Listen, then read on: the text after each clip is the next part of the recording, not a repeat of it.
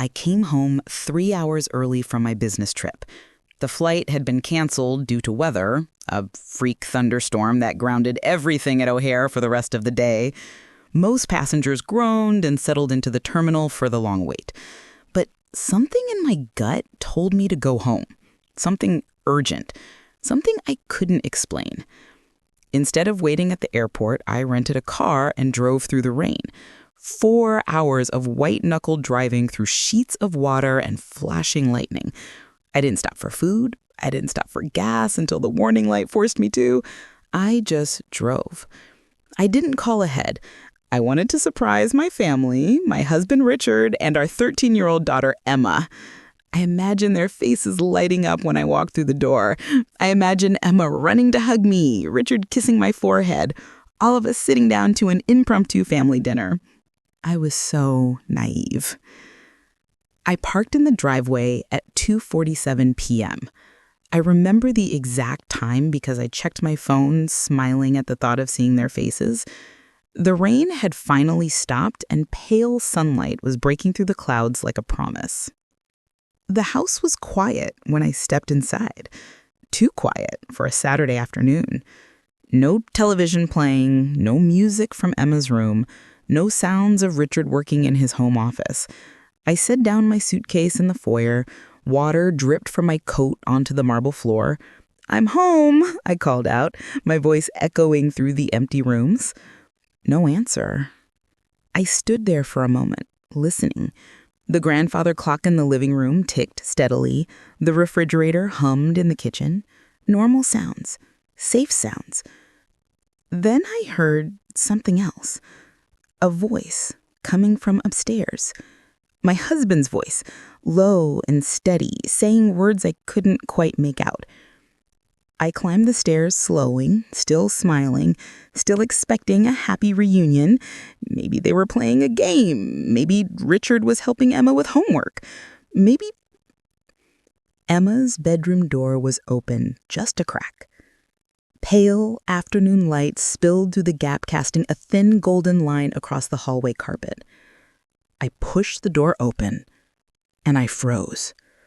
My daughter was on her knees in the middle of her bedroom floor.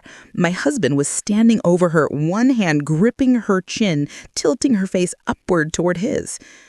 This is how a woman presents herself. This is what men expect. You need to learn this now, Emma, before it's too late. A woman who doesn't know her place is a woman who ends up alone. He saw me. Emma saw me. Time stopped. The world I thought I knew, the safe, loving, normal world I had built with this man, shattered into a million pieces at my feet. I didn't scream. I didn't cry. I didn't collapse. Something cold and ancient woke up inside me. Something that had been sleeping for 25 years, since my own childhood, since my own stepfather taught me lessons about how to be a woman. I looked at my husband with new eyes, eyes that finally saw the monster behind the mask. I looked at my daughter's tear-streaked face, the face of a child who had been waiting for her mother to save her. And I knew exactly what I had to do. This is the story of how my daughter's silent screams finally reached me, how I saved her from becoming the broken woman I once was, and how I destroyed the man who tried to steal her innocence. Settle in, honey. This story still wakes me up at 3 a.m. with my heart pounding. Everyone said we had the perfect life. The kind of life you see in magazines and Christmas cards. The kind of life that makes other people jealous. The kind of life that looks so beautiful from the outside that nobody thinks to ask what's rotting underneath. Richard Morrison was the definition of a perfect husband. He was a successful financial advisor, one of the best in the city. He managed portfolios for wealthy clients, gave talks at investment seminars, had his picture in the business section of the newspaper at least twice a year. He was handsome in that distinguished silver fox kind of way. Salt and pepper hair, sharp blue eyes, a smile that made people trust him instantly. He coached a little league on weekends, even though we didn't have a son. He just loved giving back to the community, he'd say with that humble smile. He organized neighborhood barbecues and holiday parties. He volunteered at the church food drive every Thanksgiving. And me, I was the lucky wife. That's what people told me constantly. You're so lucky to have Richard. He's such a wonderful husband. Your family is just goals, Sarah. I hope my daughter finds someone like him someday. And I believed them. God help me, I believed every word. We met at a hospital charity gala when I was 25. I was working as a pediatric nurse back then. Long shifts, low pay, a tiny apartment with a view of a brick wall. I was still recovering from a childhood I'd tried desperately to forget, still flinching at loud noises and avoiding dark rooms, still waking up from nightmares I couldn't explain to anyone. Richard seemed like everything I'd never had. Stability, kindness, safety. He swept me off my feet like something out of a fairy tale. Flowers delivered to my work every week, handwritten letters left on my car windshield, actual letters with beautiful penmanship and words that made me cry. Weekend trips to places I'd only seen in magazines. Napa Valley, Savannah, a bed and breakfast in Vermont where we watched the leaves change colors. He was attentive in a way no one had ever been. He noticed when I was tired. He remembered my favorite foods, my favorite songs, the stories I told him about my childhood dreams before everything went dark. He asked about my past, gently, never pushing, always patient. And eventually, I told him everything about my stepfather, about the lessons, about the years of therapy it took to feel like a whole person again. He held me when I cried. He stroked my hair and whispered, "I will never let anyone hurt you again. I'm going to protect you forever." I married him within a year. I moved into his beautiful Victorian house on the edge of town. 3 stories, a wraparound porch, a garden filled with roses that bloomed every spring. It was the kind of house I dreamed about as a child, hiding in my closet, praying for someone to rescue me. Richard had rescued me. Or so I thought. When I got pregnant with Emma, Richard was overjoyed. He painted the nursery himself, pale pink walls with white trim, a mural of butterflies on the ceiling. He bought every parenting book ever written and studied them like textbooks. He practiced changing diapers on a stuffed bear until he had the technique perfected. He was going to be the perfect father. I was certain of it. And for the first few years, he was. Emma was a beautiful baby who grew into a beautiful child. She had my blonde hair and Richard's sharp blue eyes. She had a laugh that could fill an entire house with warmth and a curiosity that never stopped. She asked questions about everything. Why is the sky blue? Where do butterflies go in winter? What makes people fall in love? Richard adored her. Truly adored her, or so I believed.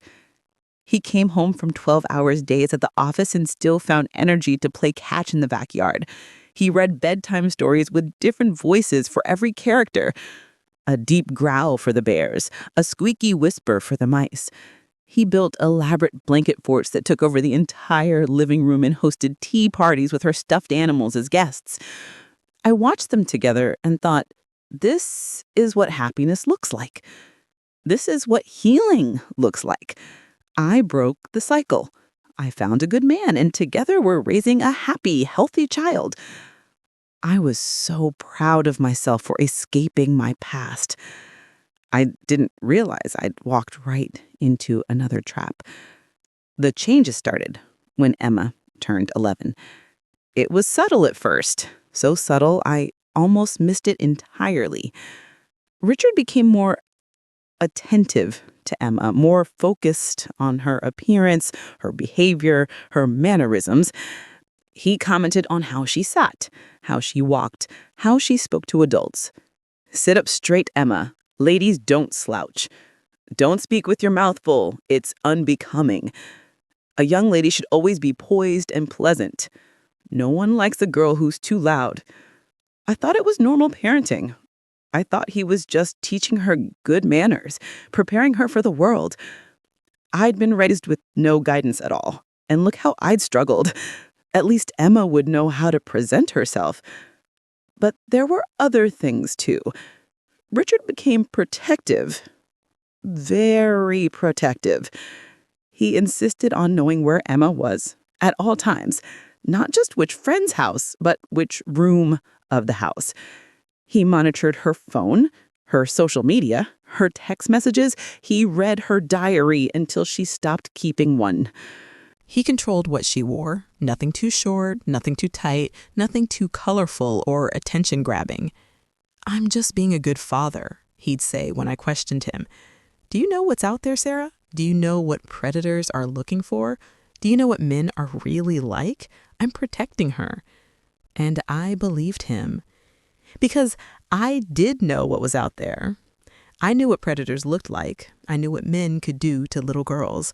My own stepfather had taught me those lessons before I was even Emma's age. So I let Richard be protective. I let him set the rules. I convinced myself he was keeping her safe. I didn't see that the predator wasn't out there. The predator was inside our house. The predator was sharing my bed. Emma changed when she turned 12. She became clingy in a way she hadn't been since she was a toddler. She wanted to sleep in our bed instead of her own. She cried for no reason. She flinched sometimes when Richard entered a room, a tiny movement, barely perceptible, but there. She stopped inviting friends over. She stopped laughing. "She's just going through a phase," Richard assured me when I expressed concern. "All children go through phases. It's hormones, puberty. She'll grow out of it." I believed him. Of course I believed him. Richard was her father. He knew about these things. But the phase didn't pass. It got worse. And I didn't see what was right in front of me until that Saturday afternoon when I came home early and found my daughter on her knees. The moment I pushed open that bedroom door, time stopped. I can still see it perfectly. Every detail burned into my memory like a photograph seared by fire. Emma was kneeling on the floor in her pajamas, even though it was mid-afternoon. Her hair was brushed and styled in a way she never wore it, swept up, more adult, deliberate. Makeup had been applied to her young face, lipstick too red, blush too heavy, mascara that made her look like a child playing dress-up in the worst possible way. Her hands were folded in her lap. Her spine was straight. Her eyes were fixed on Richard's face with an expression I recognized from my own childhood. Fear. Absolute, paralyzing fear. Richard was standing over her, one hand gripping her chin, forcing her to look up at him. He was fully clothed. Nothing overtly sexual was happening, no exposure, no touching. But the dynamic was unmistakable. Power, control, submission. A predator training his prey. Around the room, I noticed other things, details that told a story, a systematic, methodical grooming. A book open on the bed, something with a burgundy cover about feminine etiquette, vintage looking, with Richard's handwritten notes on the margins. A full-length mirror repositioned so Emma could watch herself while she knelt, and a list pinned to her corkboard in Richard's careful handwriting. Posture, eye contact, smile, listen, agree, please. And photographs. Polaroids spread across her desk of Emma in various poses, standing, sitting, kneeling, with red circles and arrows marking corrections. This wasn't impulsive. This wasn't a one-time incident. This had been happening for months, maybe longer, and I had missed all of it. "Sarah," Richard's voice broke the frozen silence. He was calm, impossibly, horrifyingly calm. "You're home early?" I couldn't speak. My throat had closed. My body had frozen in that doorway like prey sensing a predator's presence. Emma scrambled to her feet, wiping her eyes, smearing that terrible red lipstick across her cheek. Mom, I can explain. Go to the guest room, Richard said smoothly, his eyes never leaving my face. Your mother and I need to talk. She's in her room, I heard myself say. My voice sounded strange, distant, like someone else was speaking through my mouth. Richard smiled. That charming, disarming smile that had fooled everyone. Me, our neighbors, his colleagues, the entire world, for 15 years. I meant she should give us privacy, obviously. He released Emma's chin and took a step toward me, his hand spread in a gesture of openness. Sarah, let's not overreact. This isn't what it looks like. What does it look like, Richard? He sighed, the picture of patient reasonableness. I was teaching her about poise, about presentation. She's becoming a young woman and someone needs to prepare her for the real world. You're always traveling for work. A subtle dig. So I took it upon myself to give her some guidance. Guidance. Yes, guidance. He gestured at the room. Look around you. Books on etiquette, lessons on posture, practice in social presentation. These are things every young woman needs to know. She's 13 years old, which is exactly the age when this training should begin. His voice was so calm, so rational, so completely insane, dressed up in the language of normality. Do you want her to struggle the way you did? Do you want her to be awkward, uncertain, unable to navigate social situations? I'm giving her tools, Sarah. I'm preparing her for success. I looked at my daughter, at the makeup smeared on her child's face, at the tears she was trying to hide, at the way she stood slightly behind Richard, as if seeking his approval even now. Did he touch you? I asked her directly. Emma's eyes widened. She looked at Richard, asking permission, I realized with horror. Don't look at him. Look at me. Did he touch you? Sarah, that's enough, Richard started. Answer me, Emma. My voice cracked like thunder, like lightning, like something that had been building inside me for 30 years, finally breaking free. Something in that sound, some primal maternal command, broke through whatever hold Richard had built over 18 months of systematic grooming. Emma ran to me. I caught her in my arms. I pulled her behind my body. I positioned myself between my daughter and the monster I had married. We're leaving. Right now. Don't pack anything. Don't touch anything. We're walking out of this house and we are never coming back. Richard's face transformed. The charming mask didn't slip, it shattered, fell away completely, and underneath was something I recognized from my own childhood nightmares. Cold, calculating, cruel. You're not going anywhere, he said quietly, dangerously. If you try to leave, Sarah, I will destroy you. I'll tell everyone you're unstable, that you have a documented history of mental illness, paranoid delusions, emotional breakdowns. I'll file for emergency custody of Emma. I'll tell the court you kidnapped her while in the grip of a psychotic episode. My blood ran cold. That's right, he continued, seeing the fear in my eyes and feeding on it. I've been preparing for this possibility for years. Every time you saw a therapist, I obtained copies of your records. Every time you had a bad day, I made detailed notes. Every time you cried or struggled or showed any sign of weakness, I documented it. I have affidavits from your own doctors expressing concern about your stability. He smiled, that terrible, triumphant smile. So think very carefully about your next move, Sarah. Think about what you're willing to lose, because if you walk out that door, you'll never see Emma again. I'll make sure of it. I thought very carefully about what I was willing to lose. And then I grabbed my daughter's hand and ran. We made it to my car before Richard caught up to us. I was fumbling with the keys, hands shaking so badly I could barely grip them, when he grabbed my arm and spun me around. His fingers dug into my flesh, hard enough to leave bruises that would last for weeks.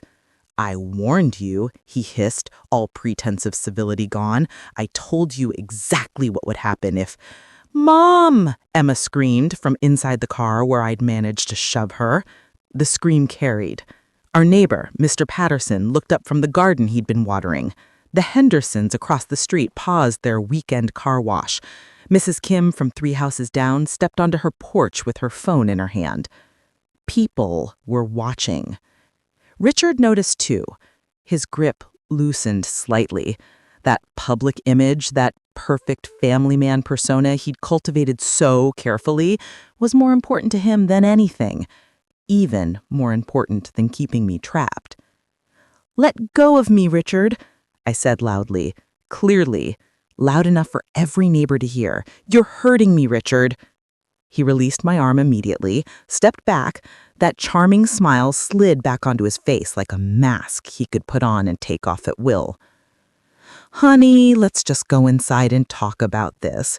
You're upset. You're making a scene. Let me help you calm down and we can discuss whatever's bothering you." "Good." "Good? I'm glad I'm making a scene." I got in the car. I locked the doors. I started the engine, with hands that wouldn't stop trembling.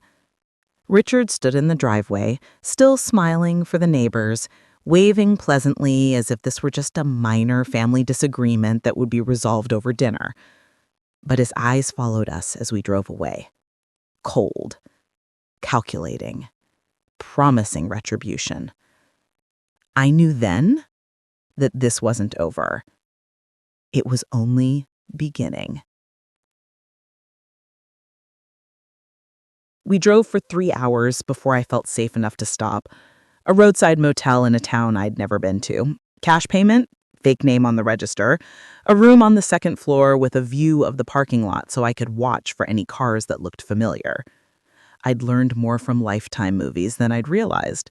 Or maybe some part of me had always known that one day I might need to run. Emma hadn't spoken a single word since we pulled out of the driveway. She sat on the motel bed, still wearing those ridiculous pajamas, that garish makeup smeared across her face, staring at the wall with empty eyes. She looked so young. She looked so broken. She looked exactly like I had at her age, the morning after my stepfather's lessons ended for the night. I went to the bathroom and wet a washcloth with warm water. I sat beside her on the bed. Gently, slowly, I began to clean the makeup from her skin. She didn't resist. She didn't react. She just sat there, tears sliding silently down her cheeks as I wiped away the lipstick, the blush, the mascara that had made her look like a parody of womanhood. "How long?" I finally asked, keeping my voice soft, neutral, non-judgmental. She didn't answer for. I kept cleaning. Patient, steady. The way I should have been for the past 18 months if I hadn't been so goddamn blind. 6 months, Emma finally whispered. Maybe more. It started with little things. Comments about how I sat, how I walked. He said he was helping me, teaching me things other girls never learn. She took a shaky breath. He said I was special, that most fathers don't take the time to properly prepare their daughters for womanhood. He said I was lucky to have him.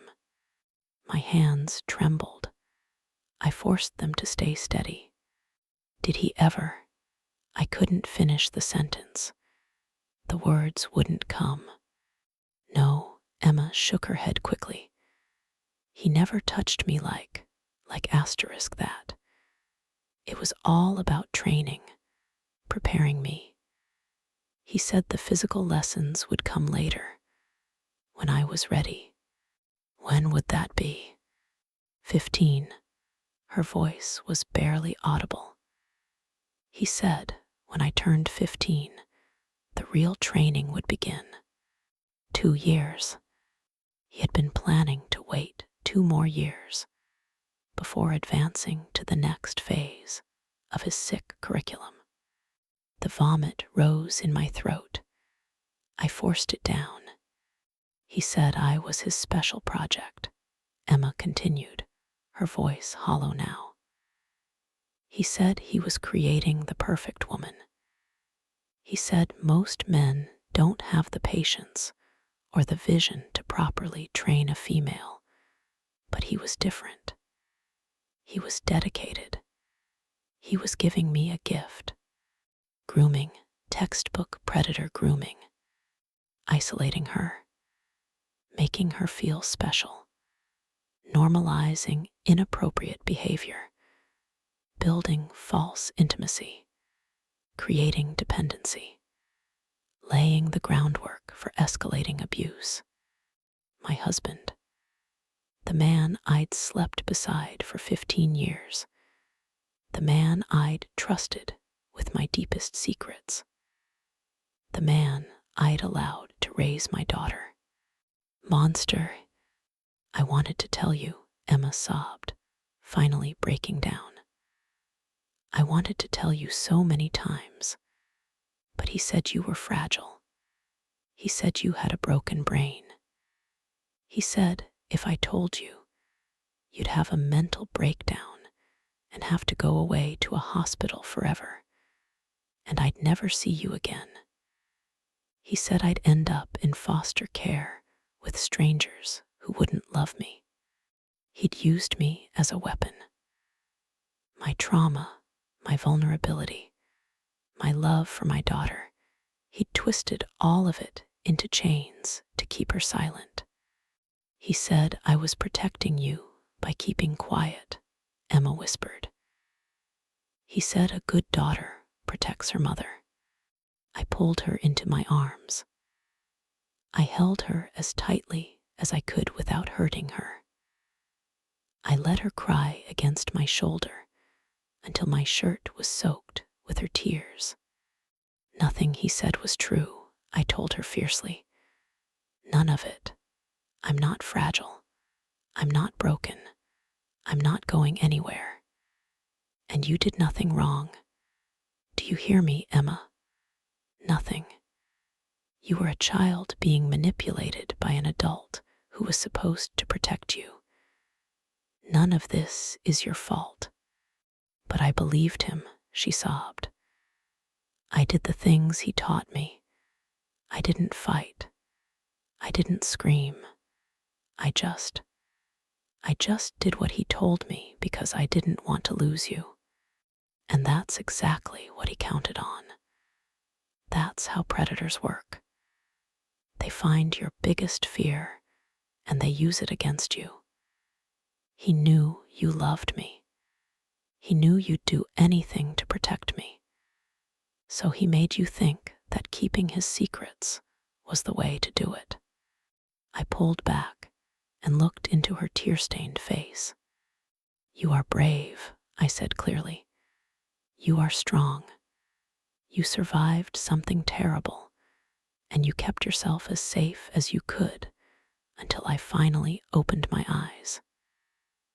This isn't your shame to carry. It's his. It will always be his. We held each other in that dingy motel room. Two survivors clinging together against the darkness.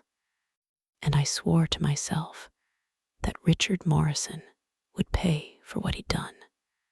The next morning, I made phone calls. First, to my sister Caroline in Oregon. We hadn't spoken in nearly 4 years.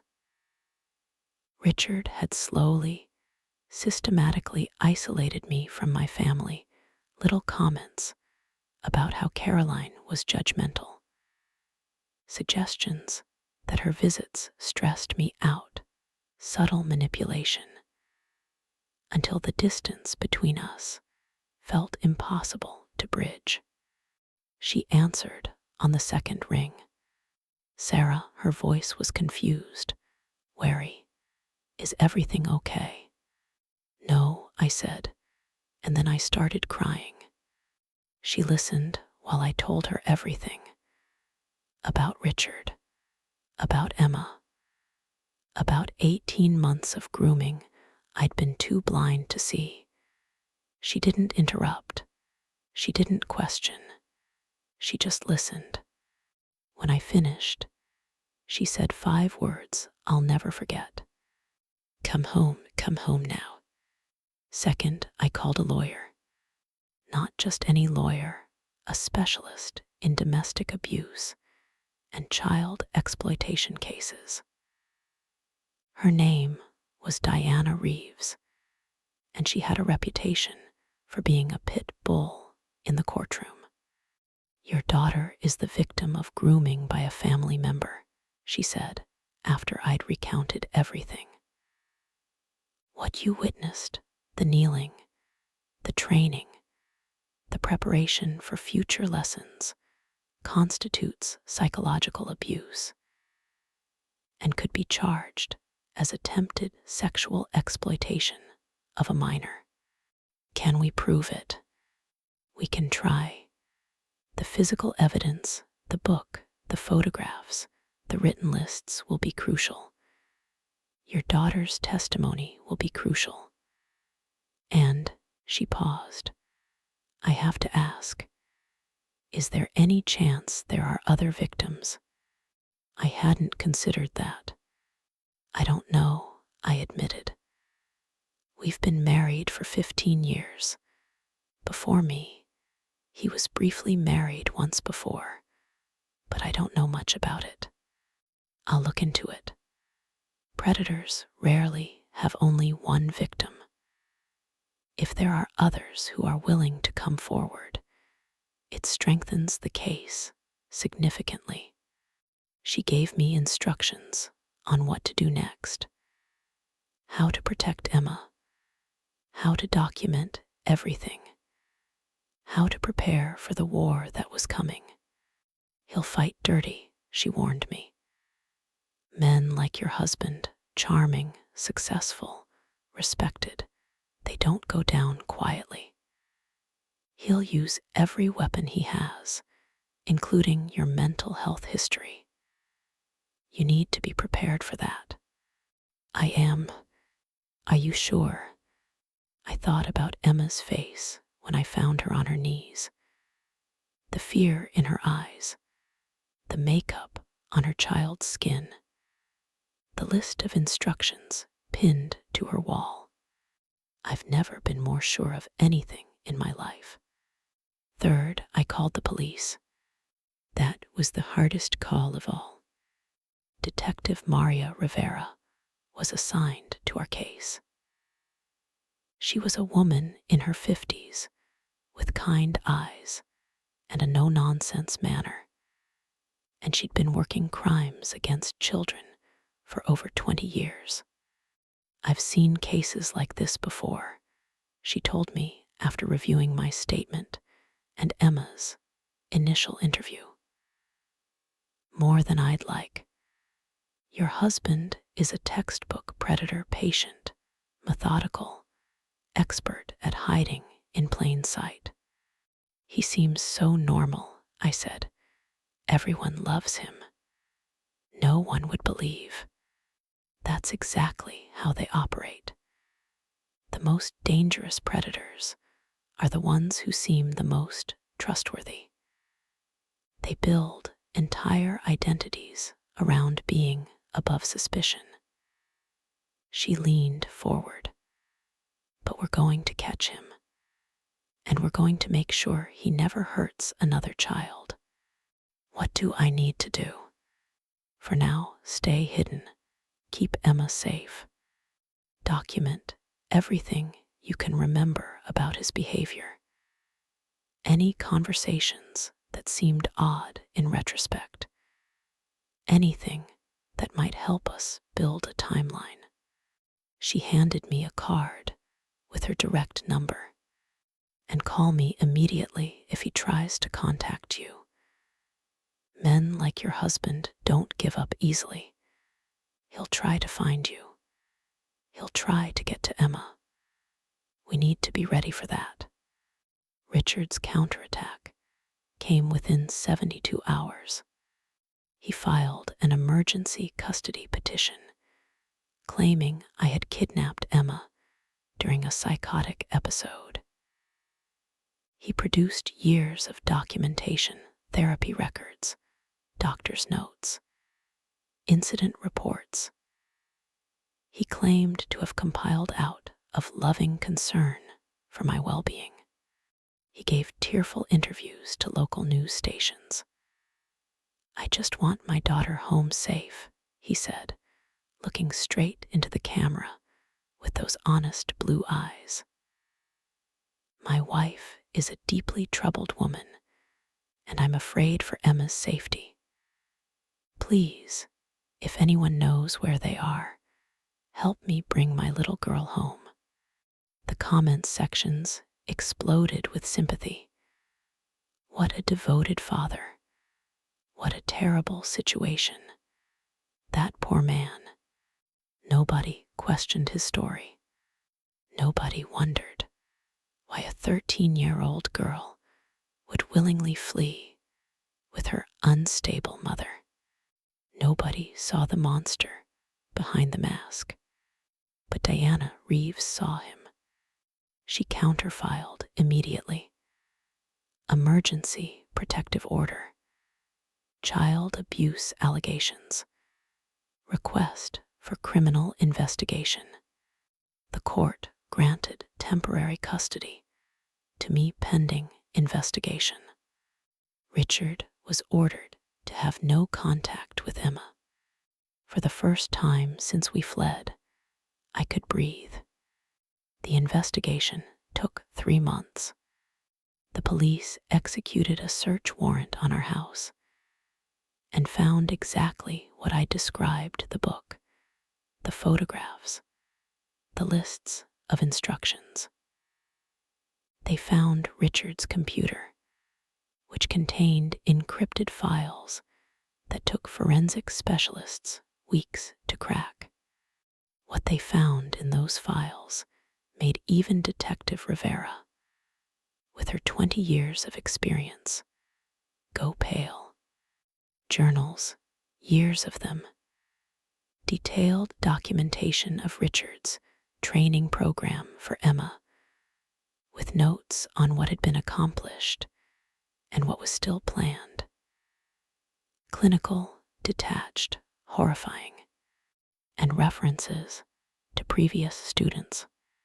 Diana Reeves was right. Emma wasn't Richard's first victim.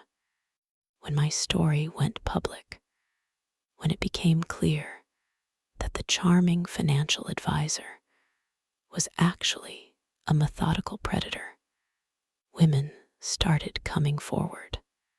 First was Jennifer, Richard's stepdaughter from his brief first marriage.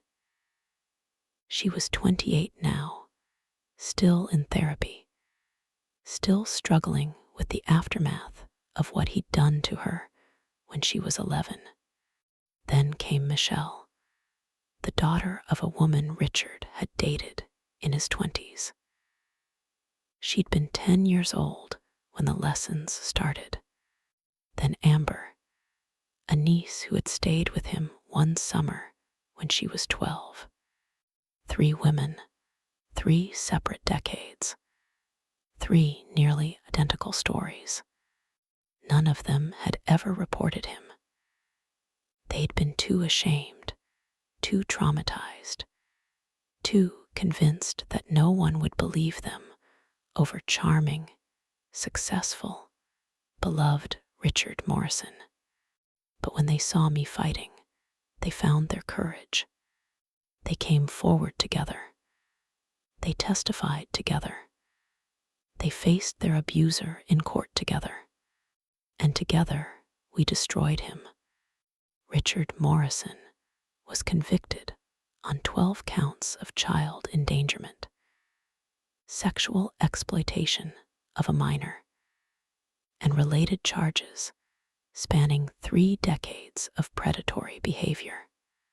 The judge called him a calculating predator who systematically targeted vulnerable children within his own family. using his position of trust and authority to perpetrate unspeakable abuse while hiding behind a facade of respectability. She sentenced him to 25 years in federal prison with no possibility of early parole. I sat in that courtroom and watched them lead him away in handcuffs. He looked at me as he passed, and for just a moment, that charming mask slipped completely away. Underneath was pure, undiluted hatred. "This isn't over," he mouthed silently. But it was. For the first time in my life, the monster didn't win. That was 4 years ago. Emma is 17 now, almost 18, almost legally an adult, almost free. She's in therapy with a specialist who helps survivors of grooming and psychological abuse. She has good days and hard days. She still flinches sometimes when men speak too loudly. She still has nightmares that wake her up screaming, but she also laughs. She has friends, real friends, who know her story and love her anyway. She's on the honor roll at her new school. She's been accepted to 3 different colleges and is trying to decide between them. She wants to be a psychologist, specializing in trauma recovery. "I want to help kids like me," she told me recently.